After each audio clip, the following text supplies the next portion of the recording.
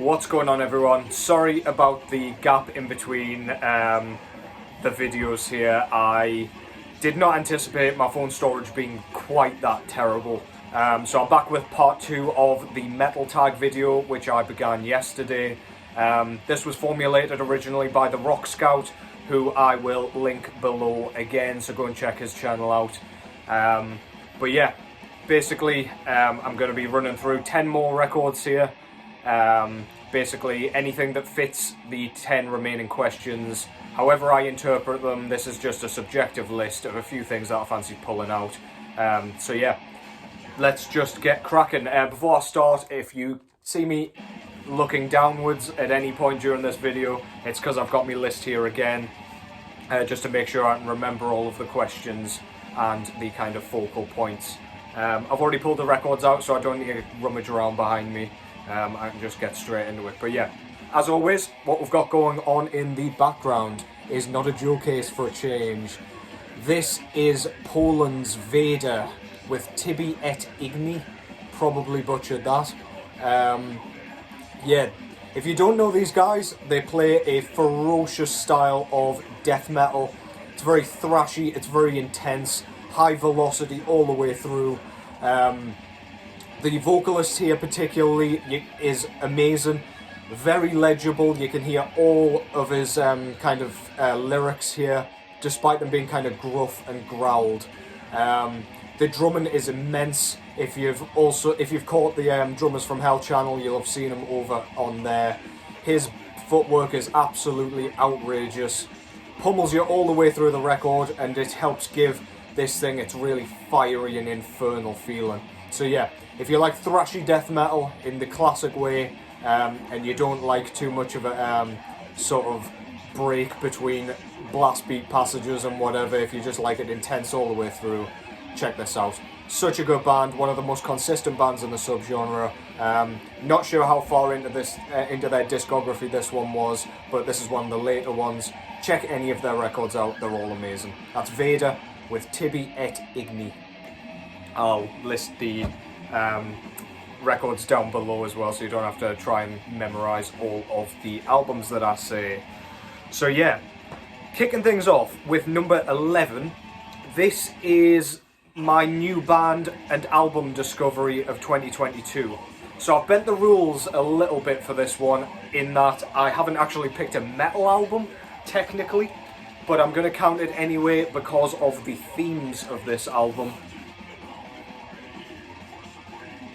This is the Coffinshakers with their self-titled full-length album, The Coffinshakers. These guys are out of Sweden, and they play basically a really catchy, really infectious style of country music. But the reason I say the themes might kind of tempt you in a bit is because it's all kind of horror themed, and kind of cartoonish horror at that. So it's about vampires and werewolves and whatever else. There's like some serial killer references and just general evil, undead, all that kind of zany stuff. But yeah, the themes are so cool, absolutely love them. They kind of almost come across as romantic a bit here, but every hook's catchy.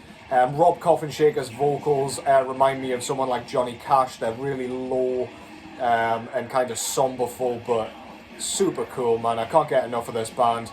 This is a band that Canyon put me on to. Again, I'll link his channel below. But yeah, love this, absolutely love the sound. I hope we get a new record from these guys at some point, but yeah, this one's awesome.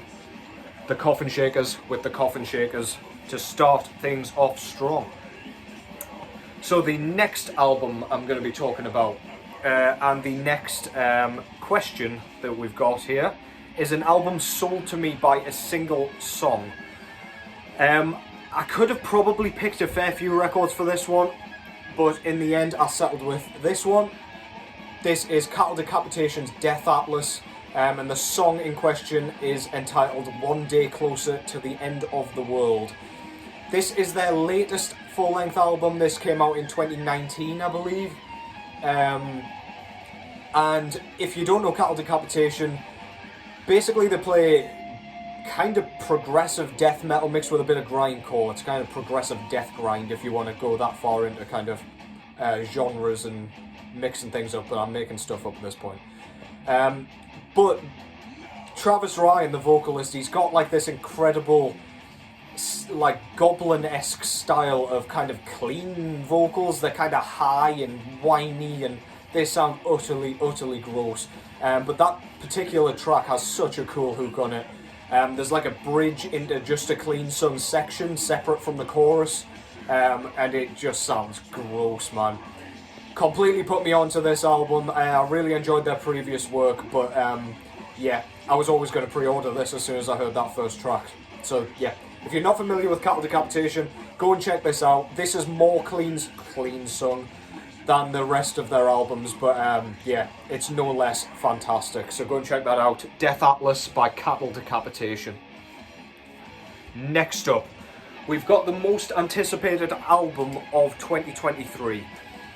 Now, I had a few in mind for this one again, but the band I've ended up picking purely based on the fact that this is the third in a trilogy.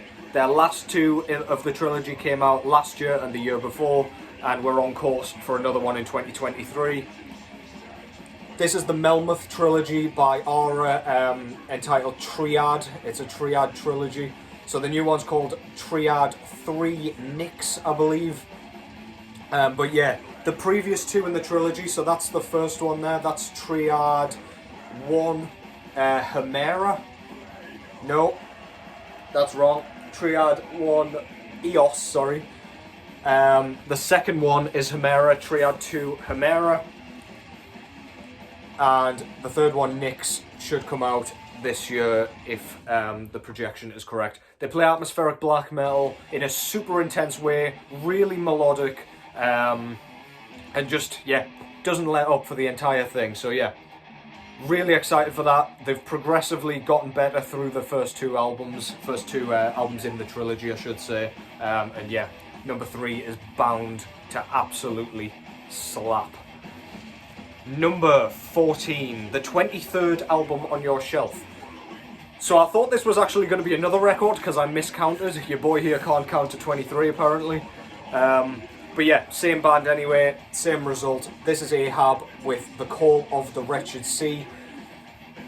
If you know me already, you know I can't shut up about this band. They have a new album coming out this month, which I'm super stoked for. But this is where it all began. This is their debut full-length album. German funeral doom, Nordic funeral doom if you will, because of all the sea themes. Named after Captain Ahab, of course, from the Moby Dick story. This one doesn't have any of the clean vocals from the later stuff. This just instead focuses entirely on crushing, sluggish riffs and horrible, horrible gurgled guttural vocals. So if that sounds good to you and you like it a bit slower, this is for you. Ahab, The Call of the Wretched Sea. You cannot go wrong with that band though. Check out anything in their discography and you'll be happy. Number 15, the last album that I introduced into my collection. So I've had quite a lot come in over the last few days, but this is one that I haven't actually shown on a video yet. This is Grima with their brand new 2022 full-length album entitled Frostbitten. Pretty much in the same vein, this is atmospheric black metal, done absolutely majestically. There's something kind of almost yodeling and vibrating about the kind of guitar tone here. There's lots of tremolo riffing. It's really kind of nature. It feels like it's really nature themed. Like it really feels like you're out in nature when you're listening to this thing. You could walk through the woods with this on your headphones, and it would absolutely entrance you. So yeah, these guys are from Russia, by the way, and the Russian language in which they sing on this thing sounds absolutely beautiful. What a great language that is. So yeah, that's Grima with Frostbitten. Go and check that out. Check out Rotten Garden from the previous year as well, because that album blew me away also. But yeah, next up, Random Pull. So I actually used my Discogs app randomizer for this one, and it's pulled out an absolute banger for us. This is Sweden's Carnage with Dark Recollections. This is Swedish death metal in the classic way. You've got your Boss HM2 buzzsaw guitar tone in full effect here. I'm pretty sure this was a pre-Dismember and Arch Enemy project. They only brought out one album, but yeah, riffs upon riffs upon riffs, gross growled vocals. It's just a blast from beginning to end. So yeah, if you haven't checked that out, this one kind of gets overshadowed by a few of the other bands in the Swedish death metal scene, but this is no joke. Go and check it out. Carnage, Dark Recollections. So good. Next up, another one I could have picked lots for, but this one is an album or a band, I'm not sure which, but we'll go with both, that you discovered through social media. So I remember on the Extreme Metal vinyl page on Facebook, both this one and Mgła's Exercises in Futility was basically every other post. And I had to check it out. This is Batushka with Litourgiya. This one is sort of, it's Polish, a lot like Mgła, but the music itself, it's a combination of black metal and doom metal. There's kind of like it sounds Christian or Catholic chants in the background, as though there's like a sermon or something going on. It's really, really unique. I've never heard anything like this before. It's naturally black metal with the high shrieked vocals, and kind of the song structure is very black metal as well, but the guitar tone itself is very doomy. It's very fuzzy and low tuned, and it sounds so sick. There's also like bells used in this album, which starts off a lot of the songs along with that chanting that I was talking about. Yeah, super unique, hard to describe, to be honest, if you couldn't tell by me spewing out kind of verbal diarrhea here. But yeah, check that out. That's Batushka with Litourgiya. Unbelievable stuff. Number 18 now. This one was just a question where I don't need to show a record by the looks of it. This was, where do you see your collection progressing over the next 5 years? I didn't really know what to say for this one, other than I see me getting so many records that I ultimately have to declare bankruptcy or find another house or something. I plan on getting a lot more records.